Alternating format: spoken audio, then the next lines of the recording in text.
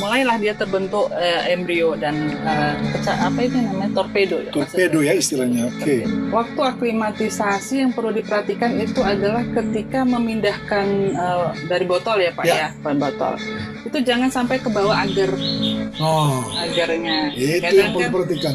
Kan kalau kita ada akar ya Pak ya, di akar itu suka ada nempel agar kan kalau kita cabut. Nah itu harus dibersihkan agar itu jangan sampai ke bawah ke media tanam.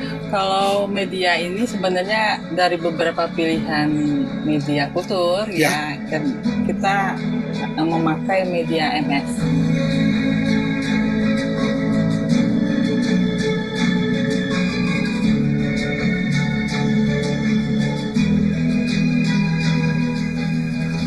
Assalamualaikum warahmatullahi wabarakatuh. Hai, masih bersama saya di Bincang Kedai Hijau. Menginspirasi, mengungkap inovasi, dan mengedukasi untuk pengembangan diri. Nah, saat ini saya bersama sahabat saya, seorang yang menggeluti tanaman kopi ya. Ini kopi tanamannya, bibitnya, dan ini adalah buah kopi ya, buah ceri ya, bentuk ceri katanya ini yang diolah menjadi mungkin semua atau banyak yang mengkonsumsi kopi dari seperti ini bentuknya. Tapi kita akan membahas sesuatu yang berbeda. Kalau sebelum-sebelumnya kita membahas bagaimana mendapatkan varietas unggul, bagaimana membudidayakan tanaman kopi ini, dan juga bagaimana mengendalikan hama dan penyakit pada kopi. Dan yang sekarang kita akan masuk ke sesuatu yang berbeda. Ya, sesuatu yang berbeda bagaimana tanaman kopi ini diperbanyak secara massal menggunakan satu teknologi baru. Oke, bersama Ibu Dr. Mainarti Sari Ibrahim, kita akan bicara tentang kopi. Selamat datang di Bincang Kedai Hijau.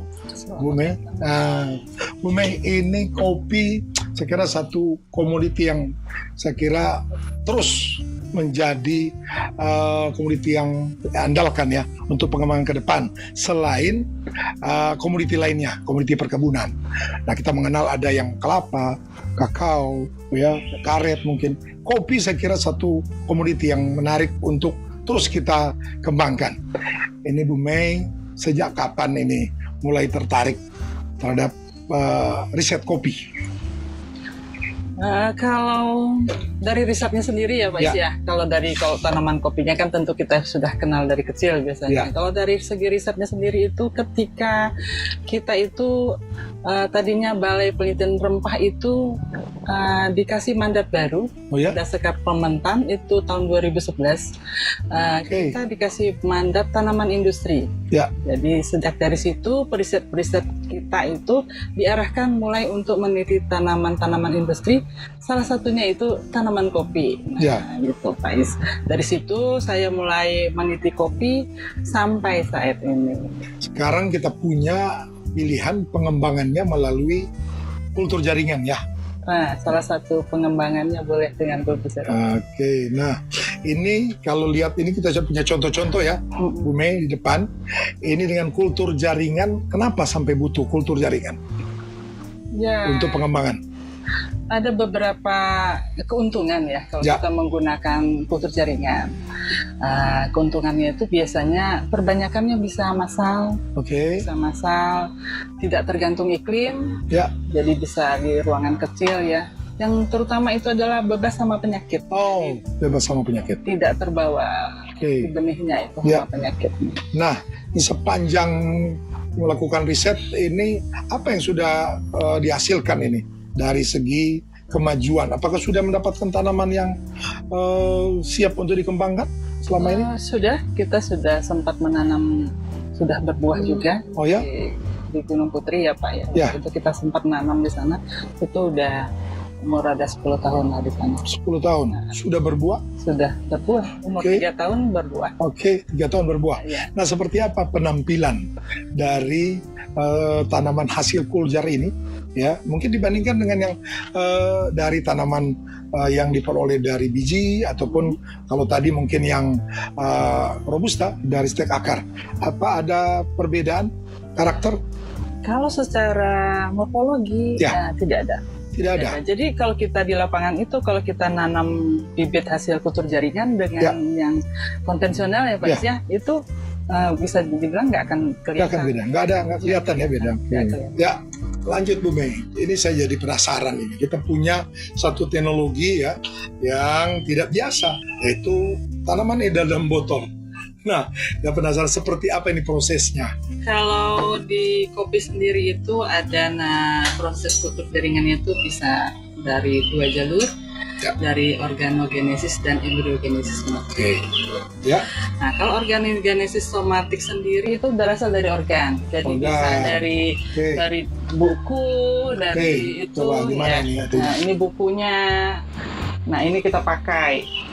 Ya. Bisa juga dari jaringan lain seperti akar, dari itu bisa. Tapi ada juga yang menggunakan embryogenesis somatik itu biasanya pakai daun. Oh, pakai daun. Pakai daunnya ini. Oke. Nah, ini expandnya kita pakai daun. Ya. Daunnya itu kita sterilisasi ya Pak Is ya. Nanti kita tumbuhkan di kultur di media ya. Oke. Jadi dari bagian tanaman ini diambil ya? Ya, bagian tanaman. Jadi bedanya itu aja kalau kita melalui embryogenesis jadi berasal dari jaringan-jaringan yang ini muda biasanya aja. Jaringan muda. Seperti apa itu? Nah, ini biasanya kalau di kopi itu daun-daun muda. Oh, bagian paling atas ini ya? Bisa yang ini sama yang ini biasanya kita gunakan. Masih bisa itu ya? Tapi kalau memang di lapangan tidak ada, yang ini juga bisa. Apa alasannya? Bukan yang daun paling bawah? Ya, jadi karena ini prosesnya itu kan melalui jaringan-jaringan somatik ya. Oke. Jaringan-jaringan somatik itu biasanya pada jaringan-jaringan yang muda. Oh, jadi dari sini kita kemudian lanjut seperti apa? Nah, kalau misalnya dari organogenesis, biasanya kita kan prosesnya itu multiplikasi tunas, kayak gitu.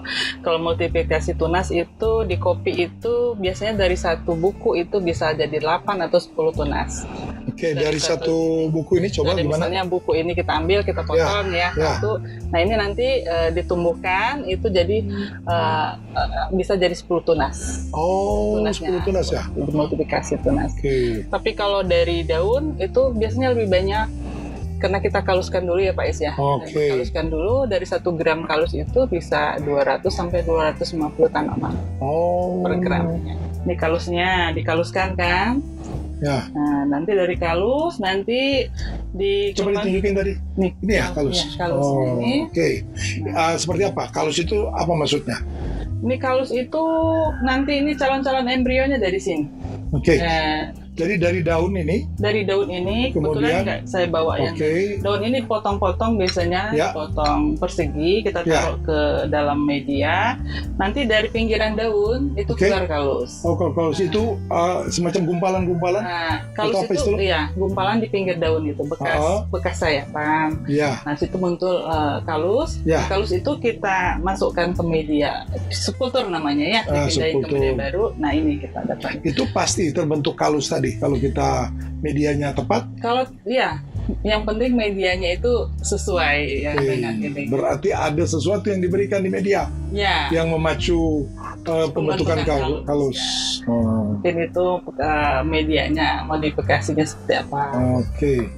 Di tahapan yang selanjutnya seperti apa? Nah, dari kalus biasanya kita masuk ke tahapan regenerasi ini. Mulailah dia terbentuk embrio dan apa ini namanya torpedo ya. Torpedo ya istilahnya. Oke. Kenapa torpedo? Yaitu istilahnya memang kalau kita lihat Pak Is ya, kalau sebenarnya dalam biji ini dalam biji ini ya, kalau kita belah, kita buka nanti ini kan ada ini biji biji kopi. Di dalam ini ada putih kan, bakal embrio itu agak memanjang. Itu kan namanya torpedo. Jadi sama seperti itu. Kalau pembentukannya ini di biji, kalau pembentukannya ini di botol. Oke, menarik. Jadi kalau Bapak belah ini nanti ada putih memanjang, itu persis sama embrionya mungkin itu ya? Iya. Oke. Cuman kalau ini kan berasal dari zikotik, silangan gamet jantan betina. Kalau dari sini dari jaringan somatik, dari daun tadi. Iya, makanya dibilang embrio somatik. Iya. Oke. Jadi dari torpedo itu tadi perkembangan selanjutnya mana tadi Mbak? Ini ke kecambah. Ini udah kecambah. Tumbuh ini. plametnya kecil lah. Ini juga ini dari sini udah berakar, baru nanti ke Nah, sini. coba lihat dulu biar tahu tapannya. Nah, nih. Gitu.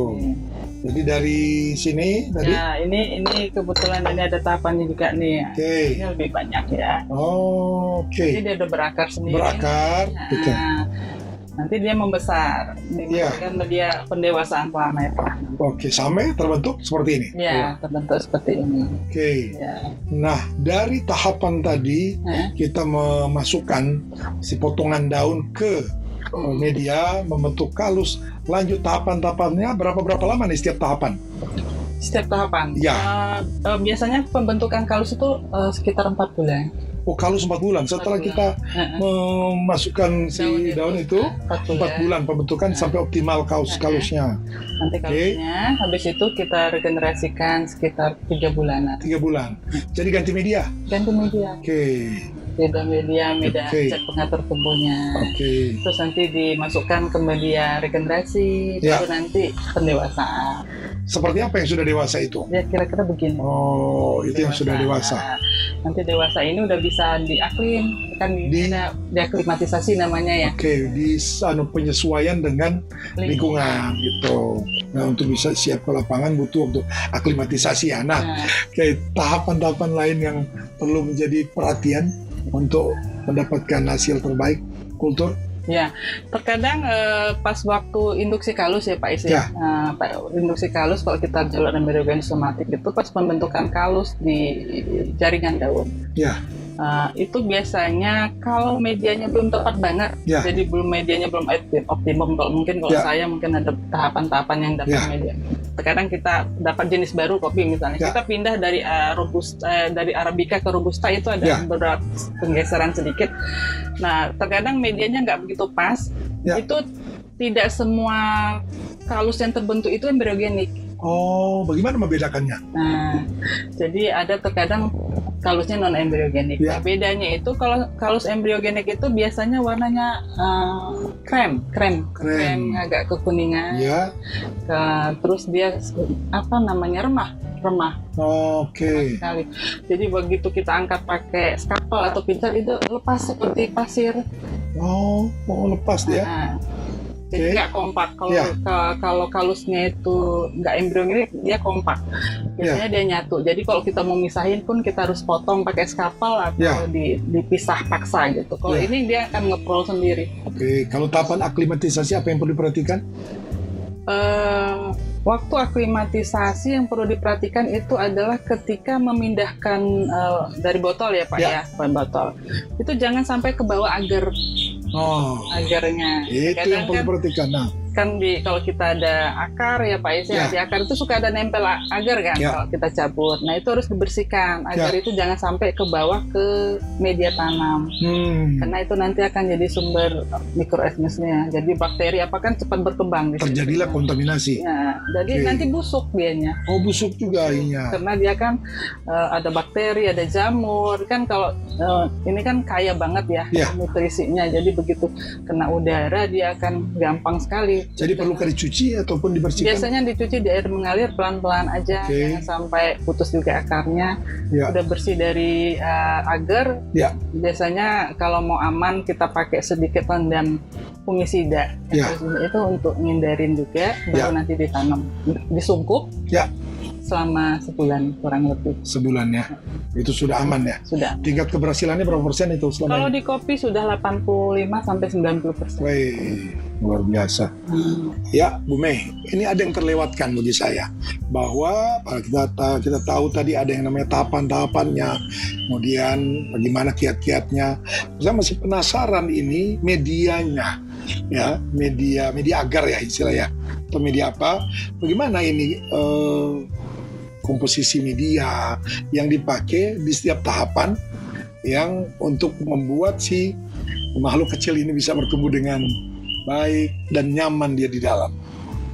Oh iya, kalau media ini sebenarnya dari beberapa pilihan media kultur ya kan kita memakai media MS. Murasi kayak skop itu ya. Udah umum itu ya. Tapi komposisinya setengah. Oh, setengah saja, konsentrasi tidak full yang itu ya. Oke. Tidak full. Dosisnya. Untuk tahapan sampai induksi kalus ya. Oh, oke. Ya, Kita pakai setengah ms. Nanti kalau kesananya sudah bisa full ms. ya, Untuk induksi kalus kita biasanya pakai oksin sama sitokinin dikombinasi. ya. Pas media regenerasi kita pakai sitokinin saja.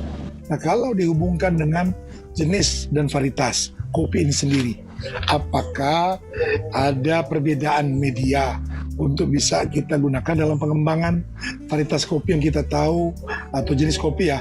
Ada Arabica, Robusta, Liberica, ya, atau varietas yang berbeda. Adakah perlakuan media yang berbeda atau sama? Itu secara umum medianya sama. Oke. Medianya sama. Ya. Cuman mungkin konsentrasi zat pengatur tubuhnya yang disesuaikan. Jadi ada optimalisasi. Jadi kalau kita pakai Arabica pindah ke Robusta mungkin agak bergeser konsentrasinya aja sih.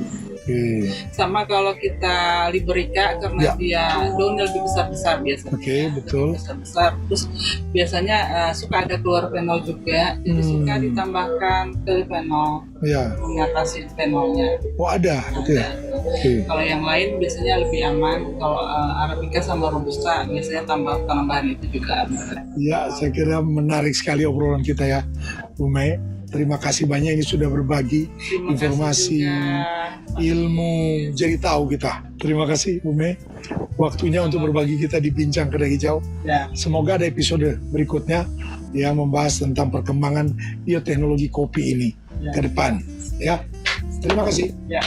Oke, kita sudah mengikuti perbincangan yang saya kira ini kita jadi banyak tahu bagaimana ya, pengembangan kopi dari sisi ataupun dengan cara berbeda. Bukan dari biji, bukan dari stek saja, tapi dengan melalui kultur jaringan. Kita dapat secara umum tentang teknisnya, tapi secara detail kalau mau nanti bisa berguru ke Bu Mei ya ke depan. Saya kira kita dapat ilmu dan bisa kita manfaatkan untuk mungkin kegiatan kita ataupun mungkin ke depan riset sendiri ataupun pengembangan. Saya kira itu. Terima kasih.